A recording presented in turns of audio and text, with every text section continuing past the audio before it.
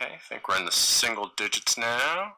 Thanks for hanging in there with me. Trust me, this will be great here in a second when we apply our black and white and sync it over all the images. And you will see how what would have taken you a long time before can go quite quickly by batch processing them. Let me say a quick word about that though. I know that that's on some folks' minds because I just got a question about it in the course and I love questions. So if you've got any, please post them because I'm really doing this lesson in response partially to that question, right? To show you why I like Adobe Lightroom for tasks just like this when they come in. And so if you've got other questions that are on your mind about Lightroom or Photoshop in general, or how things work, there was a great question the other day about JPEG white balancing versus RAW white balancing and why you get the Kelvin versus absolute scale. Check out that question and the answer if you're curious. Maybe I'll do a full lesson if you'd really like to know more. But I know what's on your mind and what you're asking for help with because you post questions. So thank you so much for doing that. Okay, check it out. We are all done. And here's what I'll do because I'm just the kind of guy who likes to double and triple check things, is now I'm going to scroll through all the images. Done. I'm going to scroll through all the images here. And I'm just going to take a look one more time. And you know what I'm looking for when I look through these images is I'm not really looking for anything. Because when you are looking for one specific thing, you will miss other problems, right? But if you just kind of keep your mind open and look at the pictures as you briefly scroll through them, maybe not even letting the preview fully load. Like I can tell if there's something seriously wrong that I need to let it load for, or I might let it load where I can see good, full, sharp images. But I'm just kind of being curious and looking through the images because there's a bunch of them here. We worked through them quite quickly there at the moment. And I want to verify before I send these back off, because it's going in a book and getting published, that they all look good to me, right? Because I know if I'm happy with them, they look good to me, the odds are overwhelming that some of my clients here, and that's awesome. So going through, still very happy with all the adjustments we've made. And you can see it just took us a few minutes to do that. All right, back to the first one. And now's when it gets really cool, right? So the first thing we'll do is we'll go ahead and desaturate, because these are all going to be black and white. And that looks nice. I kind of like that. But remember, we've got some more options that we have available, right? We can decrease or increase the clarity.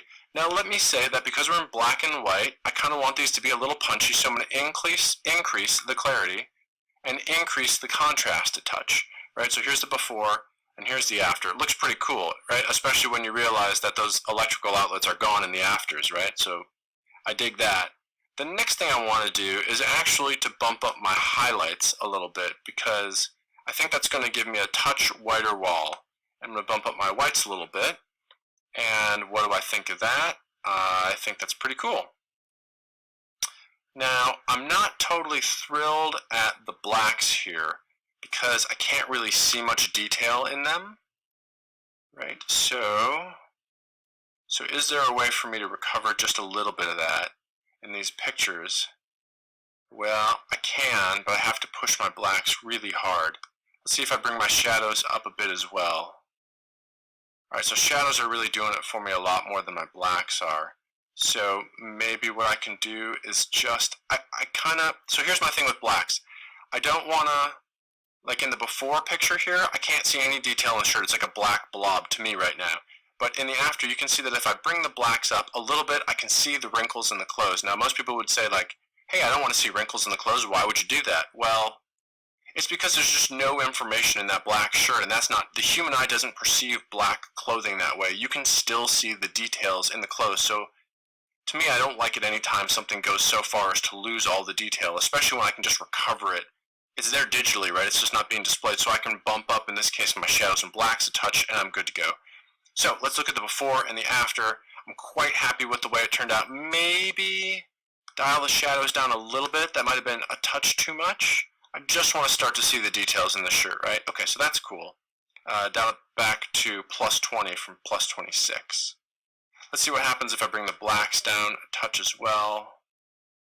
And I don't think I want to go much more or less than that. I'm pretty happy with that. Matter of fact, I'll bring it to 0 before and after. Okay, so now I'm starting to be happy. I can see the details in the shirts. The range of colors looks good to me. I can look at my histogram here and see that on the right, I've got good detail here in the highlights. I haven't blown anything. and on the left, my blacks and my shadows. So again, I had a question about blacks and shadows. What's the difference? Blacks are all the way down here, closer towards really just black. Shadows are a little bit brighter, right? So I adjusted the shadows, which tells me that this information here was in this range when I bumped it up. And that's why it had a greater effect on it. So blacks and shadows, that's the difference. Now, okay, let's get past all that and really do something that's going to save us a ton of time. We're going to start at the first picture, go all the way to the end by shift-clicking on the last picture, and then click sync. And once we do that, we just want to take a quick second here to look at all of the things we're selecting, right? So I don't think I want to select local adjustments just in case any of those would have carried over.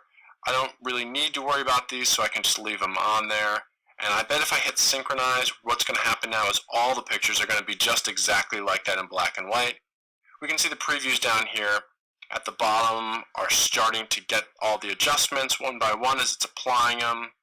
That's great. Okay, so we're going to thumb through them again real quick just to make sure that they look good. And to me, those look really good actually, right? So in the black of the shirt here, I can see some of the details of the fabric. I've got good whites without blowing out the whites entirely. And look, here's all these images, 55 of them in total, right, that I've got. And there they are, all ready to go. Now, there might be one other thing that we'll do because I'm being a little finicky here, perhaps. And that would be, look at this black line right here. I don't like it. So we're going to crop it out. I'm going to hit R, and then I'm going to shift and drag on that corner to keep the perspective the same, the ratio the same. And I'm just going to crop that part out, right? So I'm going to go through, and I can see it's only these first couple ones, so it should go quickly. Bear with me here, and we'll be done in a moment and start exporting. And you can see that's a bit distracting, right? So I don't want to leave those in as this thing goes to publish. All right, a little bit of an issue. I don't like the way that toe is crowded, so I can click and drag here. And then when I hit return, you can see I can bring some space back down to the bottom of the picture. And maybe this time I'll just start from the right-hand corner and go down. You can see that I'm doing the same thing on all of them here. I'm just cropping out that big black area because when I go to black and white, it really just stands out as an eyesore. And that's certainly not something anybody would want when they're going to go publish and use these. So, keep going, almost done here. Keep just bringing that down. Now, here's one thing I could do, right? So, let's see what would happen if I can take that crop, and let's just keep going. Okay, it goes all the way to here, and let's now sync and see what happens if I apply that crop. So you can see on the right here, crop is not checked. I will check it, and then I will synchronize, and let's check this out, right? Because I'm pretty much making the same crop just about every time there. So good, it applied the crop, and I'm just going to check these images to make sure that the body position looks good. I'm cutting the hand off there, and I don't like that, so I know that I can balance it out by doing like that, right? Just a quick adjustment. I hit the R key there and clicked and dragged the active area to the spot I wanted it. And you can see that I've got a few adjustments to make here. This is going to be really tough, okay? Because I don't have any room on the bottom or on the top. So I'm going to make a decision here to just go with it. Because the photographer, in this case, left me no room. I could try and crop this all out or stamp it or clone it all out. That's possible. But what I'm going to recommend is they simply get a print size for this that would crop the edges and leave the center, right? We'll see what they say about that because that's going to be pretty involved. Same thing here. I got no options because I got no room to work with. Unfortunately, I wish they hadn't done that, but I didn't do the shoot, so maybe it's not my place to judge. All right, working through them here as we continue just to go along to make sure that they're all good. Yeah, I think I'm happy with all these. So now I can select them all, and I can go up to my menu, File, I can export, and then I can go ahead and pick the folder that I want to use. I'm going to export them like I do for all of my images under my file system. Client images, new folder, then date. Okay, and once we do that, we can go ahead, And scroll down here to make sure that we're not resizing to fit. In this case, we're going to sharpen for glossy. I think that's how they're going to be printed. And export, and we're done. Now, at this point, you should know how to perhaps use Lightroom a bit better, how to really use the difference between cloning and stamping there, as you saw while we worked through these images, but also how you can quickly work through removing a simple object and then synchronizing a more complicated adjustment to all the images so you can really work through them all very quickly and effectively. I hope that helps you, and I hope that helps you understand how to be better in Lightroom. Now stick with me because the next lesson's coming up in just a second and it's going to be great, so let's go.